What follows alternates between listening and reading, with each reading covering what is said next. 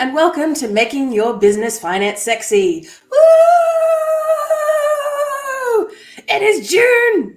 And no, you did not read that title wrong. It is Happy New Year because it is Happy New Financial Year. Coming like really fast, really soon. Like at the end of this month. Yeah. Amazing. Just out of curiosity, Roy, before we move on to the rest of today's webinar, Yep. Why is the financial year in the middle of the year? That's a historical lesson that I would have to go and look up. And to make it more confusing, there's called a fringe benefit tax year, which runs April to March. So the states, they run calendar year. For whatever reason, you choose your financial year, and that's where Australia has landed. So that'll be one for the next one, Zoe. I'll have to do some research on that and come back to you to find out how did Australia end up with a July to June financial year. So yeah, and of course, if anyone's got some information out there they'd like to share, that'd be even better. Feel free to put it in the comments below if you have any information on that. I'm sure it's something to do with like people were like, I can't be bothered around Christmas. Let's just move it to June where we don't have to think about it. And then when June came up, they're like, oh no, we have to think about it. We have to do this now. Yeah, look, there's gonna be some story to it, but yeah, that'll be for another day. Of course, I'll make sure to put that in the notes so I actually remember it next time as opposed to just winging it. So welcome everyone. If you are new to us, this is our 9th episode of the Making Your Business Finance, Making Business Finance Sexy, the webinar, which with me, Zoë Wood, your video confidence coach, and Roy from Humanising Money Matters. So before we get on to today's talk, where we're going to talk about everything financial new year, happy new year, and all those things, and all of those good talks and everything about that subject, I'd first like to mention that we are producing this live stream on the land of the Wadawurrung people of the Kulin Alliance. Sovereignty was never ceded. We need a treaty now. Let's start the show. So, Roy, beautiful. I'm intrigued. So we're transitioning. We're a little bit early. We're a little bit premature in the sense of it's currently, as we're doing this live, it is currently the 20th of June when the 31st, the 30th. 30th, what's yes. Yep, the 30th. Sure I'm paying attention, Zoe, aren't you? Yes, of course. The 30th of June is when it officially transitions from one financial year to the next. Correct. Yeah. And basically June 30, why we talk about it now is if you're in a position to get some tax planning done with your tax accountant for some further deductions for this year, if your business has had a cracking year profit-wise, and you might have some cash there that you can spend on a new computer or an upgrade to a printer, and that helps you minimize, reduce tax you're going to pay on your profits. But that shouldn't be the sole purpose of going out and upgrading new equipment. Sometimes it's good just to have money in the bank and to be able to say, because we're coming into some really incredibly uncertain times, which we'll allude to shortly. So I think if everyone's been around long enough, anyone that's in business knows the old cliche, cash is king. And don't be too upset if you're paying tax because that means you're making money. So it's a good outcome to have both camps, that your business is successful and on track. You can pay your obligations and make sure if in the next 6-12 months economic circumstances make the business road a bit bumpy, that you've got some cash in the bank. Keep your powder dry because you just don't know what's around the corner in the next 6 to 12 months. Exactly, because there's been a lot of talk. Well, at least in some of the circles I run, there's always been a talk, especially during the start of the pandemic, that inflation was going to hit us sooner rather than later because of measures. But I am personally in the camp that the government needed to step in because people were dying, people were losing their homes, people were. Oh, sure, yeah. Like there's a lot of people who think, oh no, we shouldn't have stepped in. Yes, we should have stepped in. Oh, look, but from what I can understand, historically, inflation happens. Look, there's certain circumstances which are even beyond my pay grade. There's what happens is there is what's called a bond market, and when the 10-year bonds start to go up, generally means that they're expecting interest rates to rise, and that's a number of like what we've got there. But today is now is really a very, very unique situation we haven't seen for a very long time, because what's forcing inflation to a degree, and this is just my opinion, is the tragedy that is the Ukraine war. Firstly, sanctions are shutting down Russian oil, and that's putting price pressure on other suppliers going up. Ukraine also is if I'm not sure, if not the biggest, one of the 2 or 3 largest exporters of wheat in the world and fertilizer. So there's this extraordinary pressure because of the Russian war, the war with Russia, that supply chains are being interrupted everywhere. And consequently, economics is, if there's more demand for what can be supplied, the price goes up. And that is inflation. And what's concerning, and this is the one I'll have to look up, and maybe it's a conversation again for another time, is a term called stagflation, which means, I think it means interest rate rises are going up, but wages are going down.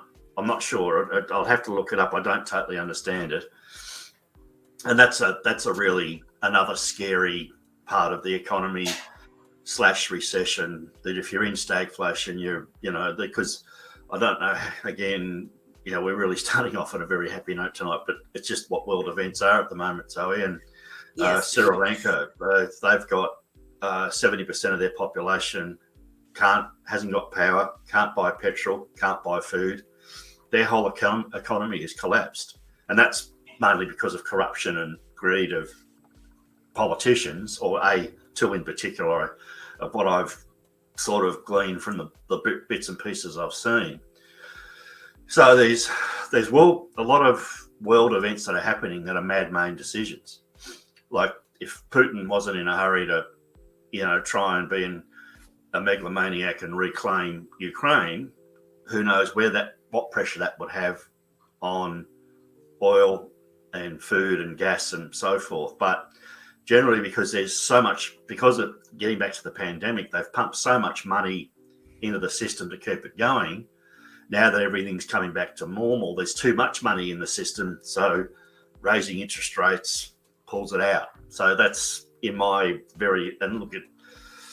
I think there's even economics degree holders that sometimes would have trouble explaining exactly what all that means. But I can imagine.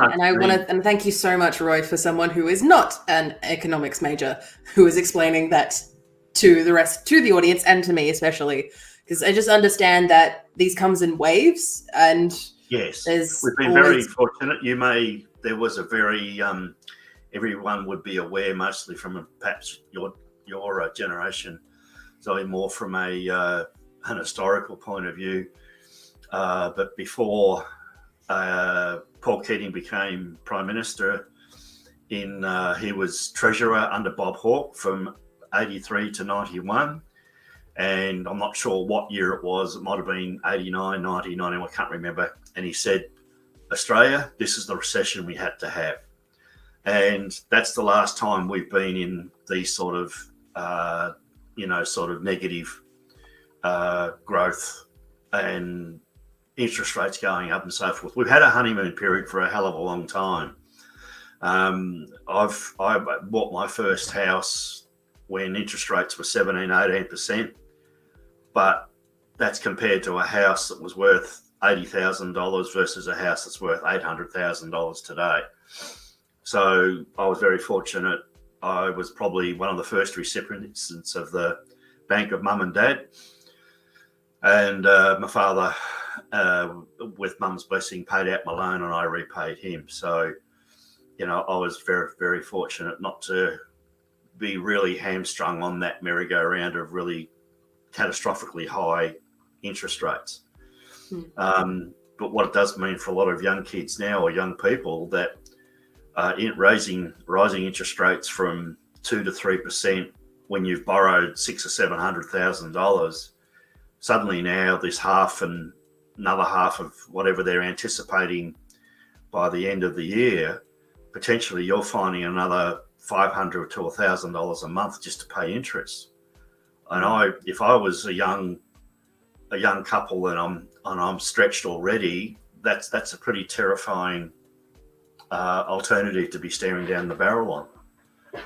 Because the Reserve Bank itself didn't do anyone any favours, because you might recall, Zoe, they said 18 months ago, or even 12 months ago, we don't foresee interest rates going up before 2024. Yes. Yeah. And now here we are halfway through 2022, 18 months out, and we've already had 2 interest rate rises. So what's going to happen in the next 18 months? So that's why I think, this sort of wash up of what we've done and what the next 12 months might look like is probably a bit fortuitous, in that we're all in, as the COVID experience, we're all in this together. We all have different outcomes of what we're looking at. But more importantly, I know it's easy for me to say because my financial circumstances, I'm stable and secure. But let's not panic. Let's see what we can do with our businesses to try and make them more successful, so that some of these cost of living, like power and food, like, hey, did you run out and buy an iceberg lettuce for $11? I don't think so, Tim. And I'm, that was I don't really remember. There was I think it was called, Cyclone Yahtzee, and where it decimated the banana plantations. Yes, that's in somewhat recent memory. I can remember that. And then and bananas were $15 a kilo. And I remember going to a Chinese restaurant, and one thing the Chinese people are extremely good at are banana fritters. Anyway, we've had our main course, and he said, "Would you like this banana fritter, please?" And he just laughed at me. And I thought, he's asking for a banana fritter. I didn't think that was going to be that hilarious. And then he said, "Sorry, sir, but do you realise what price bananas are at the moment?" And I've gone, fair point. So I think there's a levity and a sense of, but the whole system's under pressure, Zoe, because young people are, and even, perhaps the media's focusing on more than others, like single mums with children, and the pressure on getting a ability to find a place to rent to live. And I don't ever remember Australia being like that. And that's the thing, that as an older baby boomers who've lived in, the best of times in this country, I find it really difficult to understand that we can't give people a roof over their head. Unfortunately, my brain is at the back of my head is screaming capitalism.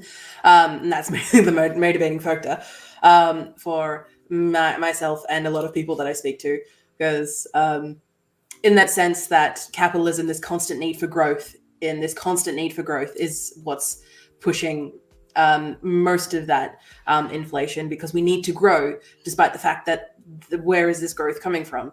Oh, it's coming from people being overworked, people being overused, and people not having enough money to survive, and people who are having all the money collecting more of it.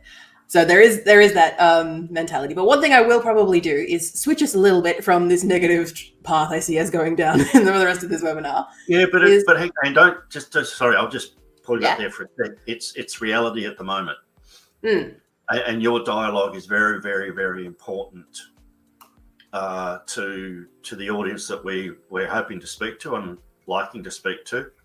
Is these are real challenges, and I'll freely admit I'm a swinging voter. I probably at my age now, I'm looking for a better hospital system, because in the next 20 years my needs are going to be around health.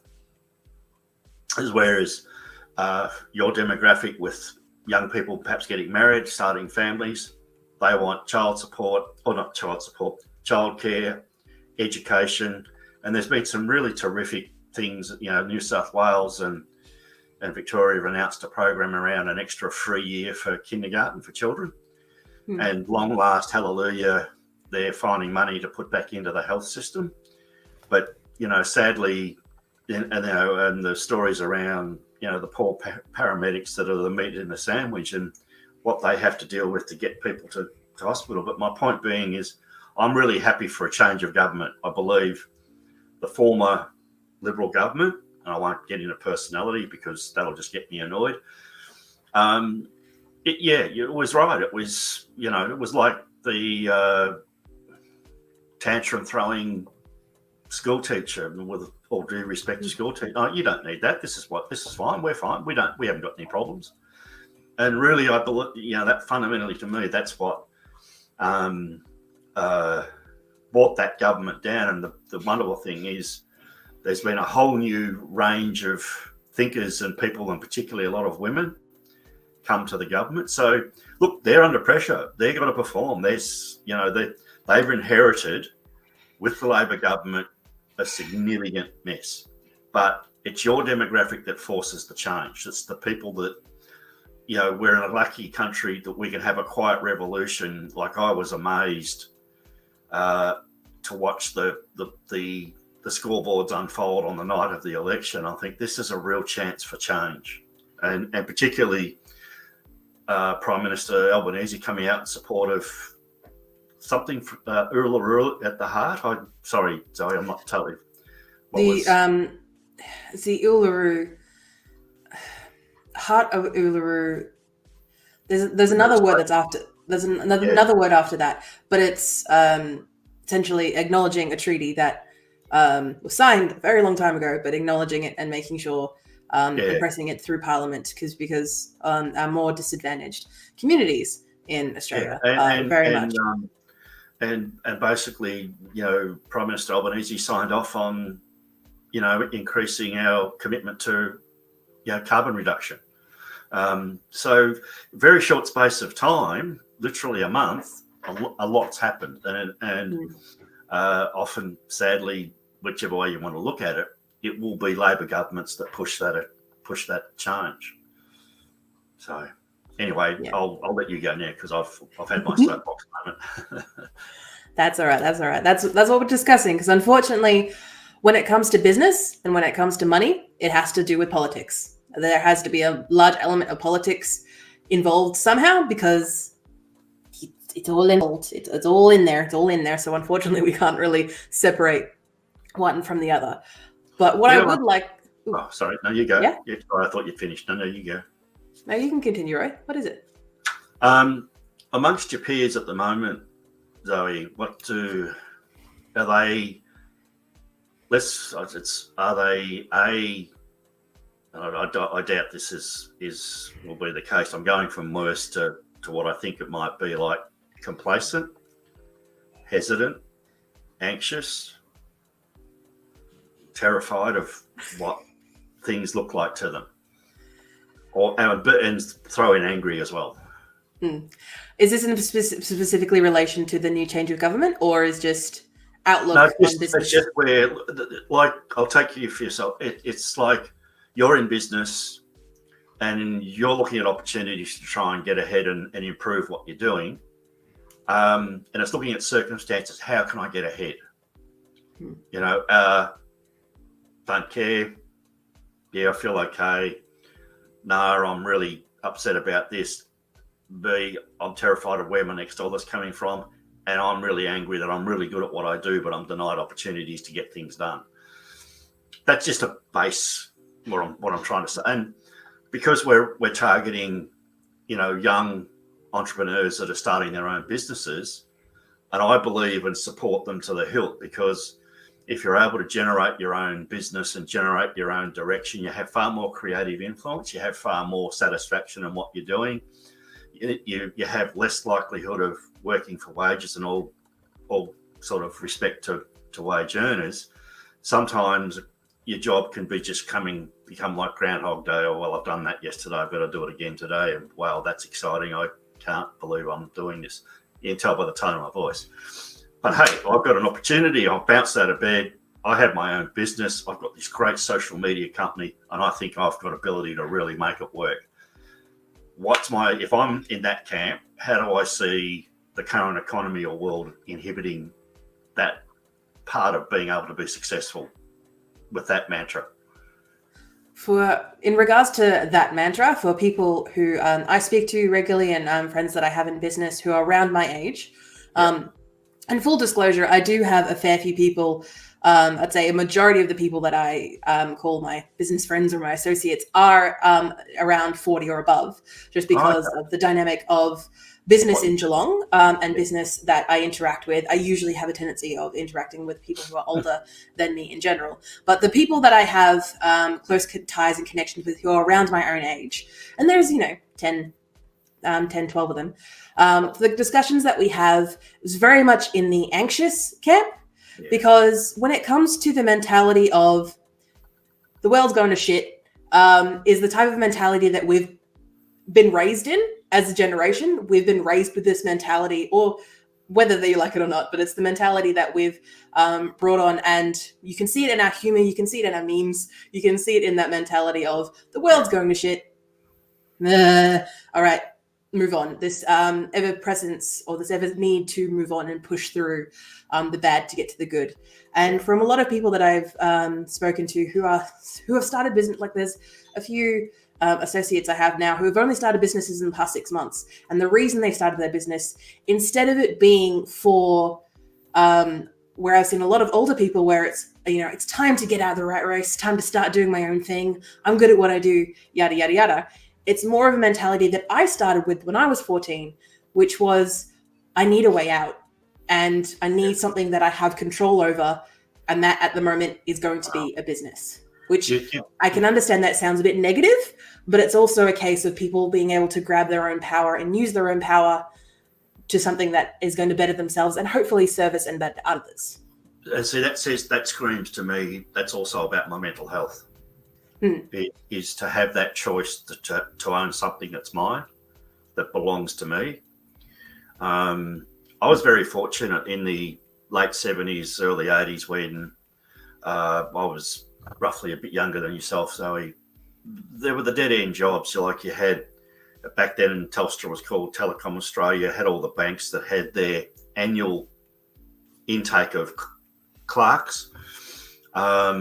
And the public service was, so if you didn't get a job there, you just go, hang on, I'll go and have a couple of weeks on the beach somewhere. Oh shit, I've got to, and this is literally what I did. So I'm fessing up. I'd 1981, I'd gone up to Queensland, following my heart after a holiday romance, and that didn't end well. Funny about that. And I came back to Melbourne, and luckily my friends that I had been living in, the people that had taken over my room were moving out. So I got back into my familiarity, and I had a bit of money left over for whatever reason. And suddenly I'm 2 weeks out from rent due, and that's say $150, and I've got $100 in the bank, and I've gone, shit, better get a job. Guess what? I got a job. But now, as what we have, work for the dole, compulsory mandates of job interviews and things like that. This the big stick thing. I'm just not convinced that's something that's appropriate. And I'll be freely, because I'm the youngest of five, and my three older siblings are probably epitomise what's wrong with the baby boomer generation about wealth creation and asset building and all that sort of stuff. And I don't give a shit if they ever find me saying this in the general public. Look, that doesn't mean I'm going to hand back my house and superannuation at this time of life, but I certainly feel an element of responsibility of our consumerism through the 80s, 90s and the noughties, and even the last decade, where we were told, the Gordon Gekko film, Greed is Good. Wall Street, it starred Michael Douglas, Tom Cruise, and a really famous lady that I can't remember just at the moment. And Michael Douglas gets up in his seminars. This is before the crash of the markets at 1987, and greed is good. And that was the theme of his seminars. And I think we, and it wasn't so much like my parents' generation. They were born in 1922, grew up through the Great Depression. Dad went off to the Second World War. And so they didn't have a lot. But we never suffered. Like a lot of the things you see on like Facebook, you flash back to the 70s. This was social media, and here's a bunch of kids on bikes playing out on the street. We had a very simple life. It was uncomplicated, and we just had answers to life. If we had a decision or we needed to do something, we could rely on our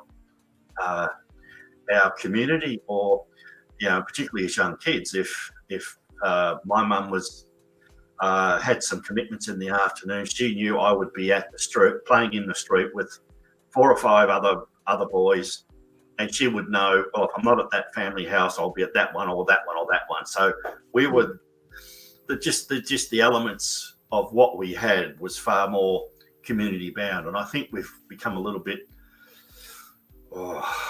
isolated. I don't know if it's the right word, or dysfunctional in understanding the value of what community is and giving value to younger people growing up behind us. No, I completely understand it's in relation to sorry. Yeah, and I totally understand your group being apprehensive, being okay, I can't see any answer to what I'm doing other than starting my own business because I want to do what I want to do. Exactly, because an example I can think of most recently was I don't go out as often due to we are still in a pandemic, but also that I keep my circles very small because I don't want to get sick because that just takes me out. Yeah. But I recently went to a family game night where we were having, they had a few friends over of theirs, and some of them who were coming down from out of state. And they were having the conversation, and one of them was talking with me about how they don't exactly know what to do next because they recently came down with a medical condition, which means they can't stand up for long periods of time. They can't, lift heavy boxes or do physical manual labor. Yeah. And they've come from the hospitality industry. So they are, we're starting to worry about what do I do? What do I do? And they were, they said, you're a business person, you speak the business speak, tell me. So of course it was my own opinion and own advice, but I gave them the advice of becoming a virtual assistant. You have access to the internet wherever you are. You, even though we're not, very close, I know them well enough to be able to say you are organized. You're able to get your partner who is not organized at all. Very if you told their partner, hey, be at this place at 6:00, they're not going to rock up till 11 p.m. Even then. Yeah. Yeah. They're able to coordinate this person who doesn't quite understand how time works. They're able to do that. So I made that analogy to them and made it quite clear that yes, being a virtual assistant requires, an ABN, and yes, you're running your own business and those type of hurdles, as it were. But you're also setting your own hours. You're also working from home where they're safer than they would be if they were to, say, try and get a job out in the world where they, could hurt themselves even more and require more medical intervention. Correct. Even more. See, and for me, as your mentor for the last few years, it's great to hear you having that solution that you can say to colleagues, associates, friends, family, whoever comes into your realm that you want to share that information with. To be able to say, here's an option gives me an enormous amount of pleasure because that means you get the process, you understand what you have to do. And in amongst all that, because of your, the sort of going through COVID and, with a compromised health system and being aware of what you can and can't do, I think you bring a special, unique perspective to a conversation about risk taking. And I think we've got to be, and I'll just sort of narrow the perspective a little bit in saying, make sure if you are working manually or in an office or whatever, and that changes, you may have to go back to study and do something, become an online counsellor or something like that. I understand, and I'll be the first to admit there's no quick fix in some situations, but you've got to be prepared to take a leap of faith, get a friend or get a colleague or someone that has the ability to do a skills profile to say, okay, I actually haven't worked for you, but there is an ability to analyse your skills and go X, Y, Z, which if you give me 2 secs, Zoe, I found this funny how this comes up. And I might see if I can put it in the. Now, if I copy a link and I just put it in the chat with everyone in the studio and then hit bang, that'll come up on the chat side. Yeah. In the comments on the right hand side, or yeah. So if you put that, pretty sure you have access to that. You can post the comments. I'm just I'm pretty comfortable I won't lose you, but I just want to put a link here. I found this from Open Colleges, and it's called a career quiz. And Open Colleges, for those who may not be aware, a online course distributor who work with universities and chats and universities throughout Australia. And I reckon it only takes a few minutes, but it gives you a person. It's a bit of an oxymoron because it says a personality test for your career, and often personality we don't associate with career, but to me they're very much interlinked. So I really recommend you taking note of the link, click on it, and particularly if you're a bit lost, it's great to sort of look at a piece of paper. And for example, here I've recently done mine, Zoe, which I didn't print the whole thing out, but basically it gives you your strengths and weaknesses, and it gives you 4 or 5 job options that you might be good at. So here's a 5-minute test, or 5-minute, and it's emotive, meaning it asks about your emotions. How do you make decisions? What do you do in these situations? So the questions might seem a bit surreal, but you may remember last year, or might have been 2020, you met a colleague of mine, Pat Griffiths, who's TPG business coaching. She's had these things are very prominent in terms of identifying characteristics and shapes. Like I'm way back when I did it with when I was working with Pat, I was an entrepreneur, and I had, and only 2 or 3% of people were in that category. But now, after COVID and everything else of looking out for people, I am now a guardian, and a famous guardian, Anthony Hopkins, the actor. Now, and this says about guardians, it says, I am the guardian. I'm not one for the spotlight, but I do what I can to promote harmony and cooperation between people. I look for the best in everyone. I'm keenly aware of how people feel. I'll be the one who remembers to organise the cake for your birthday, or who makes a fuss of that frequent customer. Let's work together to get things done. And that's exactly where I'm at the moment. So I was really amazed. 2.5 years ago, I was this, but now I'm a more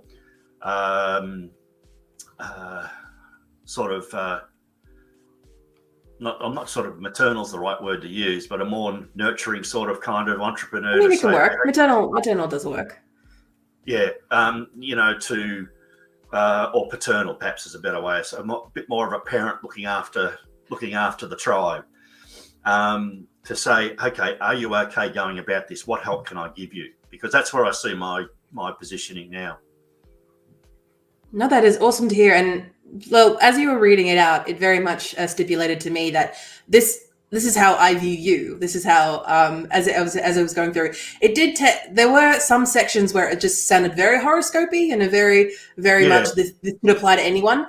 but as you kept going, it did drill it down a lot more, and it made a little bit more sense. And it very much resembles, I believe, where you are at the moment in regards to your business journey as and I your said, life. why I'm a big rat for it, because it gives you a breakdown of your personality type, and the fact that it can give you 4 or 5 job options that you might never have thought about. And the thing that's so important is, even if we have our own business, it's never going to be 100% smooth sailing. You know, we're kidding ourselves if we think that's going to happen. But for me, there's an element of risk taking, which gives you a bit of a buzz. And then there's the adrenaline when you have a really successful outcome. And then there's the yang that oh, gee, I really screwed that one up. That didn't work so well. But the ebbs and flows, sometimes you just don't, you know, depending on what sort of work you're in and what sort of wages you're being paid, you don't get to experience the emotional value of executing on a project that's your baby. And I think that's, and rising to the challenge of also saying, gee, I don't know what I don't know until I'm asked the right question. I might actually have the skill set to pull this off. So from my perspective, I think it's a really fantastic attribute that in you at 14, or people coming out of getting to, and it's another bugbear of mine, sorry that I'm bouncing around on it, is that at 18, we don't teach kids how to be business people. We don't give them an option. Trading. We need them to be workers, Roy. We need them to work for us without thinking. We need them to work for us. Yeah, it's, you know, look, I'm, if you're not for the books or not for next step learning and you're good with your hands, get a trade, because you're going to have a great outcome. But people that just fall into uni because of a lack of an option, I think we're failing those kids, because there's so much opportunity, part-time study, adult apprenticeships or whatever. Let them know that there's options if you don't want to do this right now. You know, I just think we've got to give control back to people who can then have an option to develop, what do I want my life to look like? Not being told, well, this is how it is going to be. I really think we've reached that tipping point where, like, God help the state and federal governments when the 15 to 18-year-olds now can vote in the next lot of elections. You know, if you think your ass was toast in this federal election, look out. I just believe that kids are more aware, they've got more, well, perhaps anger. What are you doing to our world? You know, they're anxious. Mental health for teenagers is horrendous. What are you doing to my world that we're going to inherit? And the power of the voice of situations that can come to you if you had the right skills shown to you at some point, you know, like business studies, like for me, accounting start when I was at school, 40 odd, nearly 50 years ago. Accounting started in year 9, and it was accounting in year 10 and in year 11 and year 12. But what if that had been introduction to business studies, intermediate business studies, advanced business studies by the time you got to your HSC or VCE, that weren't out of the textbook but were real life experiences? How do I set up a business? And I think that's what's missing from education now. And if kids, well, I shouldn't say young adults, have the motivation and drive, like a mate of mine, his daughter's 25, and she's in the throngs now of, I think she's been going for 12 months or so, or she's been working in the last 12 months, has started her own business in personal training, nutrition, and health. You know, if she gets that half right, she's going to have a great business, because that is something that people are going, and particularly for old farts like myself, that diet, exercise, health, well-being is something that's going to keep us vibrant and participating for years to come if we pay attention to what the science says. So just to, again, coming back a bit to what you said a bit earlier, expanding, you've got to be probably a little bit unique if you target an area where no one else works in and you're successful. They often, the pundits often say, find something that someone's not doing and do it really well and you'll be successful. But I think those opportunities are harder to find. Like back in the 50s and 60s, we had the Hills hoist, the lawnmowers, a lot of these innovations that came out of Australia because we didn't have those things before. I remember back in, might have been 7 or 8 years ago, reading an article that said in 2004, 10 of the top 20 jobs weren't even invented in 10 years ago. So there's such a rapid exchange and, artificial intelligence, dare we say it, robot building, I don't know. We get into Star Wars. But my point being, there's opportunities there if you can pick something that you love, passion, and you're committed to, and you try and do it to the best of your ability. And there is more and more opportunity to be able to do what you love because there is more and more interconnectivity on the internet, just as an example, where you can find the people who will appreciate what you do and actually pay for what you do. There are many artists who I've worked with who didn't realistically thought, I'm just going to draw for a hobby. And then they eventually started doing a few things here and there. And now it is their full-time job doing what they like. And they get to set their own hours and all the things that come along with starting your own business. But it's because they've been able to find a community of people that actually enjoy their work and in love what they do. Yeah, look, that's classic enterprise. You create a product and there's a market for it. And particularly in that, and I think for me, as I've got older, creativity and surrealness around sort of some spirituality, for want of a better word, getting back in touch with the environment. One of my favourite films, Feeling the Bonnie Doon Serenity. Our world has gone through so much turmoil that we do need to have that time out as to reflect, is this the best for me, what I'm trying to do?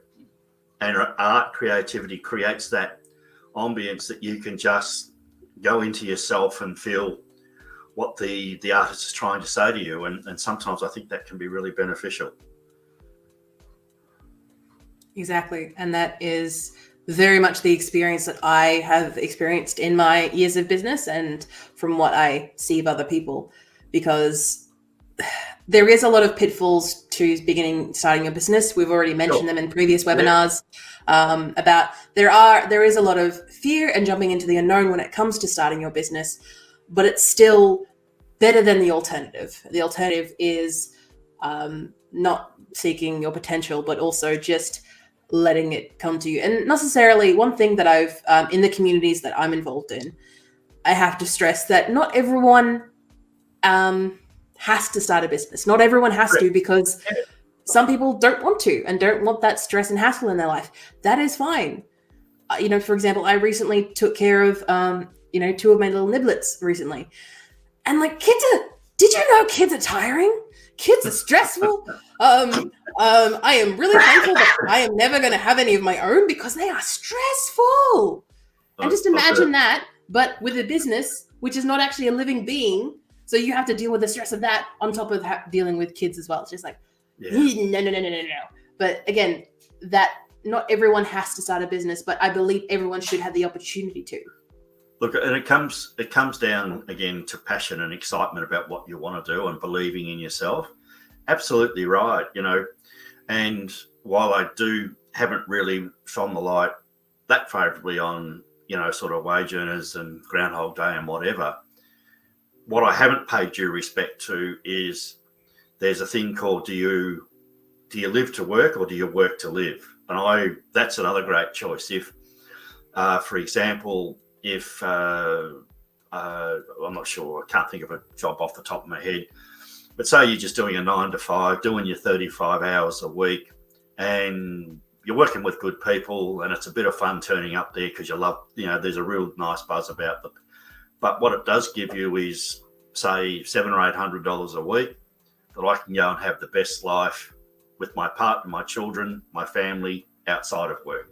And that's just as much value to me as the business. My focus has been on business because I've been single all my life. So that's been my driver, and that's been my space that I've chosen to be in. But also for people that just want that income to service a lifestyle away from working or away from business, that is absolutely fine and fantastic as well, because whatever point of view where you see your fulfillment, where you see your value as a person, where you see what difference you're making to the people around you, whether that's in a full-on, mega business, or you're working and just smiling at elderly people as a checkout person at Coles or Safeway, and you're just being really the best person you can, and you can make a big difference. Like I've noticed in the last 18 months, 2 years with COVID, the young people that I have experienced at Coles and at Safeway, it's just enormous. They say, "G'day, mate. How's your day been? What are you up to?" And suddenly, because you might be in that zone of just, oh God, I'm just so glad that, the day's been a bit of a killer. But just someone's asking you, in whether they're told to do that. But for me, what's changed is it seems to be a very genuine conversation that they want to have with customers. And to me, that just makes a huge difference. And if that's your lot, just to have that experience where you, on a day-to-day basis, you might help 100 people through a checkout. But if you do that 100 times and make a difference to each one of those people, I think that makes you pretty special too. Exactly. And you don't necessarily need to be a business owner who is serving clients, either via services, products, or both, to be able to achieve that.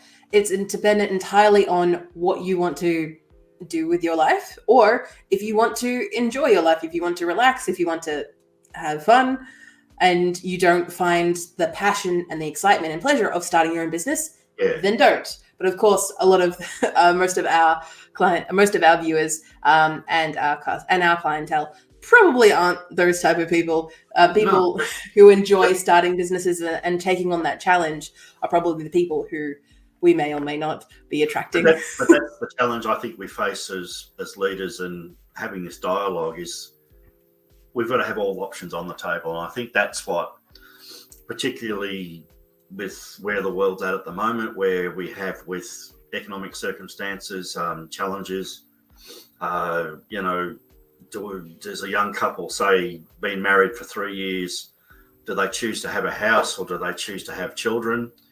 Do they choose, okay, do we go into a business? There's so much around this dialogue of what's the next 10 years of our life look like.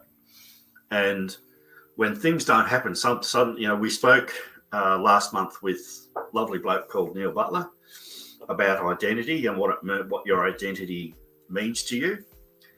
And I reinforce that even more now. Is Neil came up with a wonderful acronym in terms of how you approach things. You could do that, or we should do that. And I think this is really that. If you take anything away from this discussion, when you say, "Gee, I could do that," how good do you feel? And then you look at something else, you go, "Yeah, I should do that," and you go, "Oh, really?"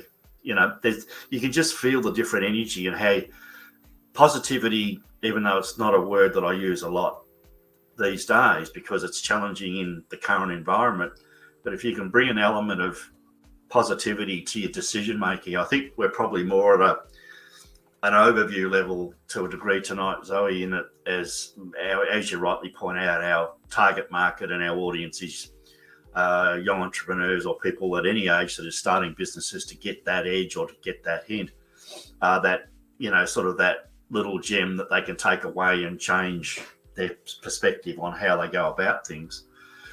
It's the elements of it all come from the plannings, to what decision making do I get to here to get the best out of me. And I think really coming into the end of this financial year, if you're not in the zone for where your future is going or what it looks like, reach out and talk to people about starting a business, because particularly if you're on a treadmill and you feel like every day is the same and you're feeling a bit flat and you don't have a lot to look forward to, think about changing up. Do something that you would not expect yourself to do. Like I worked for wages up until the age of 38. I got retrenched. Spent 3.5 years of study, and I had then had 18 months of full-time work. And then from beginning of 2003, I had my own business. And 20 years later, I wouldn't hand it back for anything, is because it's just, okay, some people, but what about holidays? What about this? What about that? But if you're in a position where you can charge, that you're really good at what you do, you can make that up in your hourly rate that you charge to a customer or to a client. The fact that you got to shift your thinking from, okay, I've done 35 hours weeks, therefore I should have $1,000 every week. Well, you might to when you're not working, public holidays, or I might need to earn $1,500 to get that same outcome, but that belongs to me. That's my money. I've earned it, and I'm not letting anyone else have a crack at it.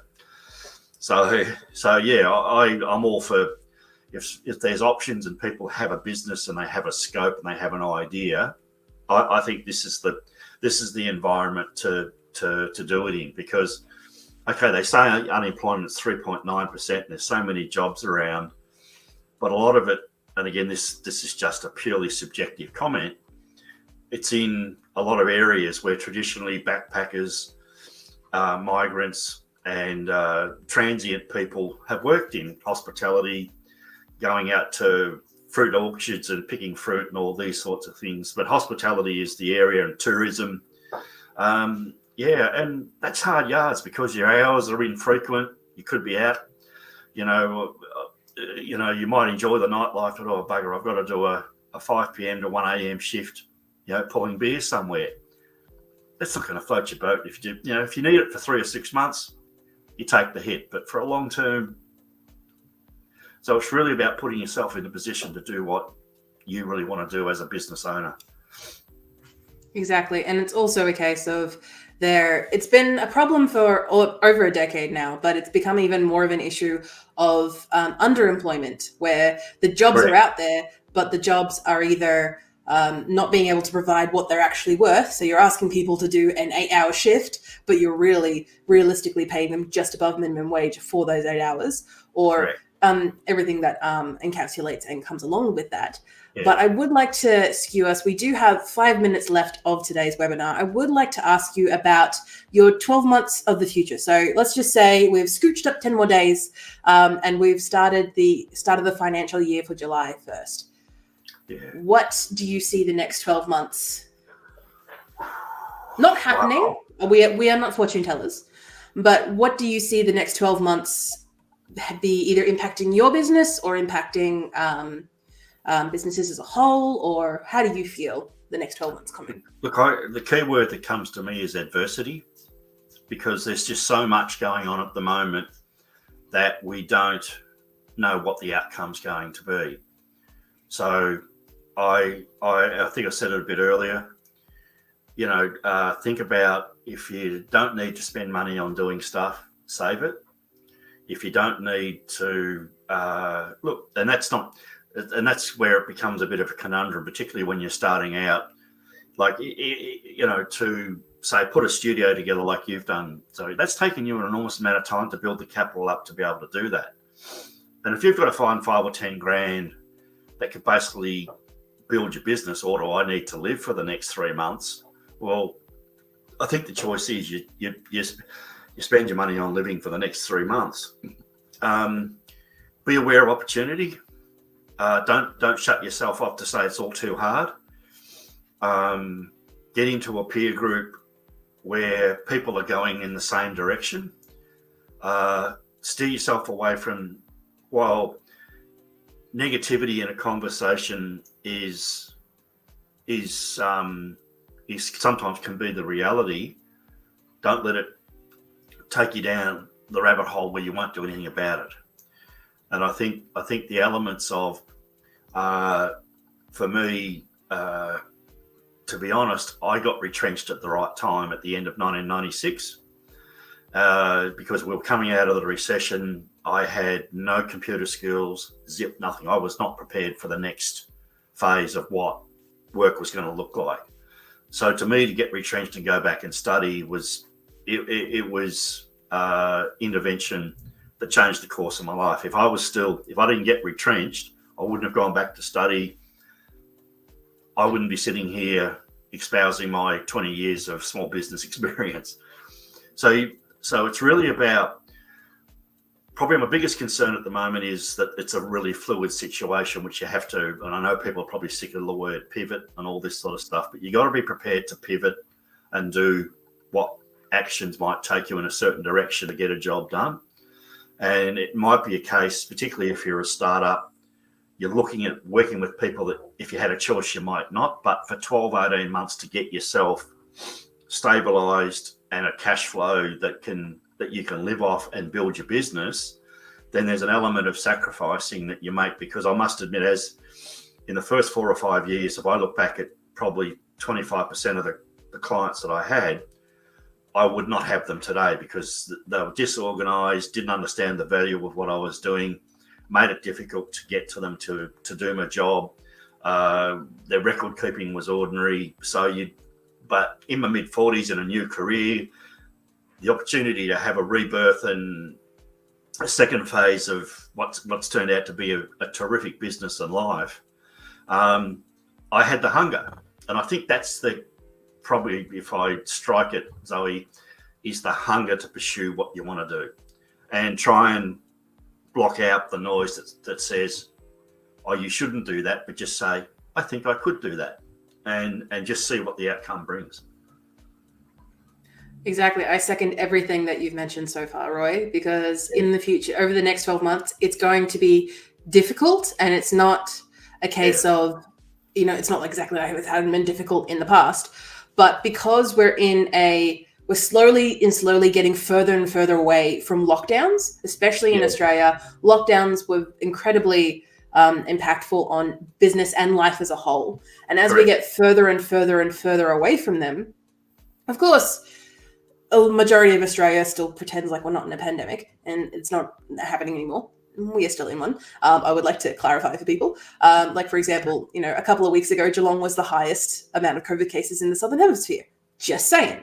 But when it was not really reported because COVID doesn't get clicks anymore.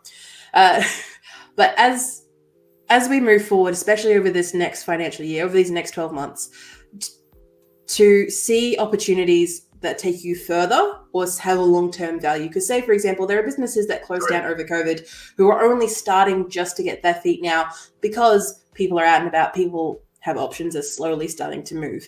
And if anything does come up as a hindrance or a hurdle for you, try seeing what other opportunities are available. It is possible, like many people that I've spoken to, who have just taken the accelerator off their business and just let their business be in hibernation mode while they've cared for family, while they've cared for themselves, while they've cared for them, what have you. And now that they're in a position where they can start focusing on their business again, they do it because it's their business. They have their opportunity. The thing for me, Zoe, is when I talk, and thank you for bringing up the personal element, is that pivoting is exactly that. You may, like my twin sister had to, well, I wouldn't say had to, but she'd love to. She came down, her daughter got COVID, her partner got COVID, their little 6-month-old got a really bad cold, and she just left her work in Wodonga to come to Melbourne to support her daughter, and that's what it's about. There's elements of, and I know it's corny and it's mushy, but just do what makes you feel good as a human being, because that empowerment to make you feel like that you're making a difference can be incredibly powerful to you when if things aren't going your way. And so, I have value. I can do things, whether it's a business or whether it's at a personal level, I can do this. Exactly. And on that note, we're going to finish today's webinar. Thank you so much, Roy, for being with me tonight and for giving us your knowledge and spouting the good spout. Oh, absolutely. And I just wish all of your friends, family, and people having a look at this session the best for the next 12 and 18 months and beyond. And as I said a bit earlier, don't be afraid to have a go. I think that's what we need to have a situation on how best to get through this very, very disruptive period of time, business and personal wise. So thank you, Zoe, as always. Pleasure to be part of the discussion, and I recommend again, if you've got time, please take the time to do the career quiz. I think you'll find that 5 minutes well spent to see what the outcome of that will be. So best of luck to all concerned, and reach out if there's any further questions or comments that you'd like to make. All right, awesome. DMs are always open. We'll see you making your business finance sexy. All right, see you next time.